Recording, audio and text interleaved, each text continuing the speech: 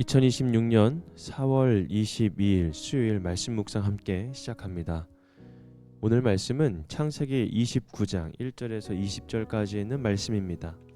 함께 말씀을 묵상합니다. 야곱이 줄곧 길을 걸어서 드디어 동방 사람들이 사는 땅에 이르렀다. 거기들의 우물이 있는데 그 곁에 양떼 세 무리가 엎드려 있는 것이 보였다.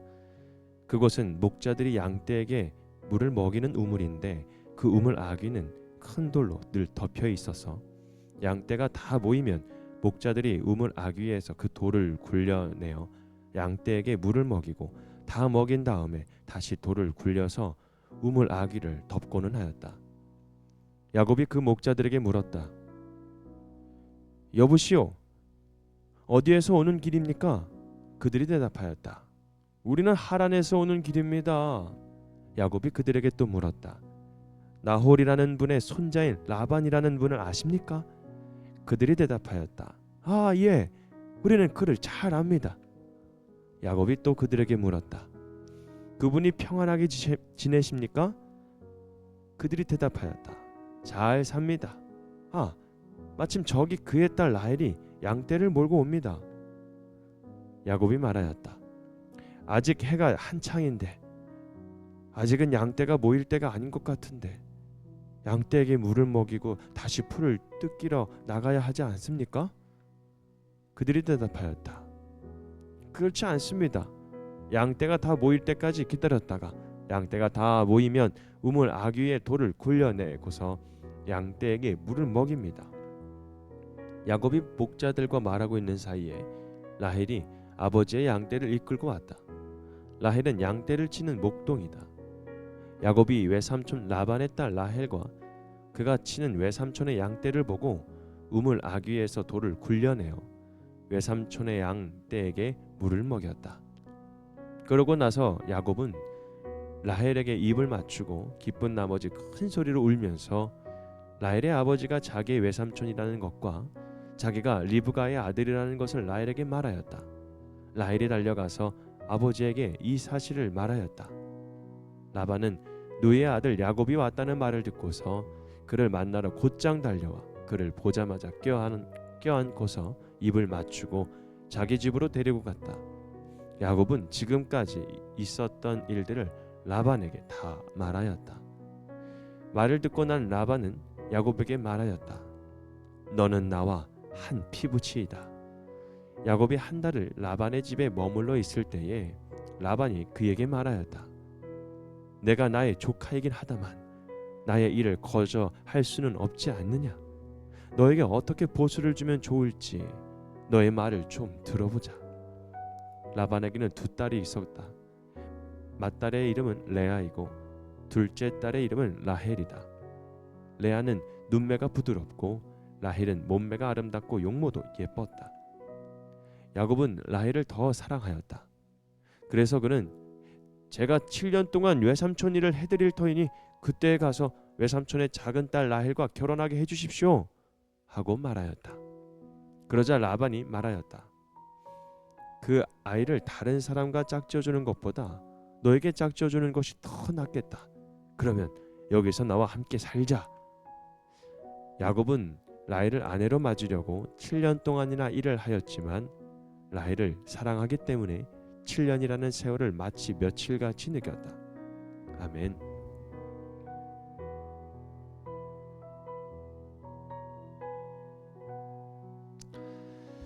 우물가의 만남이라는 주제로 함께 말씀을 묵상합니다.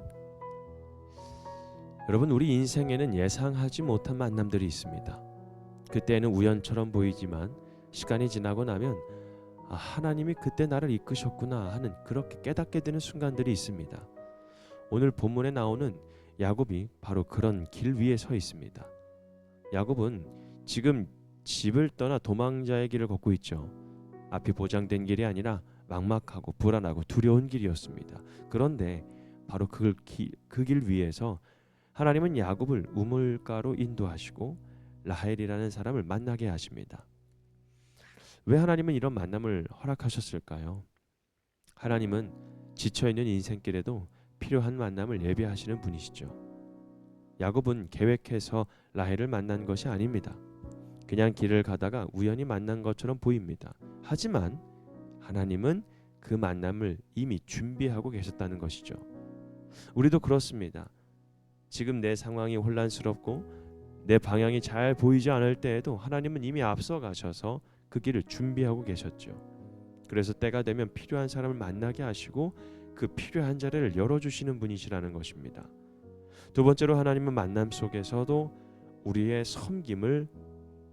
섬김의 자리로 부르신다는 것입니다. 야곱은 라헬을 보자마자 우물에 큰 돌을 굴려내어 양떼에게 물을 먹입니다. 누가 시킨 것도 아니고 조건도 있었던 것도 아닙니다. 그냥 그저 먼저 움직여 섬기게 되었습니다. 여러분, 이 장면이 중요합니다. 왜냐하면 하나님이 주시는 만남은 단순히 내가 기쁨을 얻는 자리가 아니라 내가 사랑을 흘려보내는 자리이기 때문에 그렇습니다.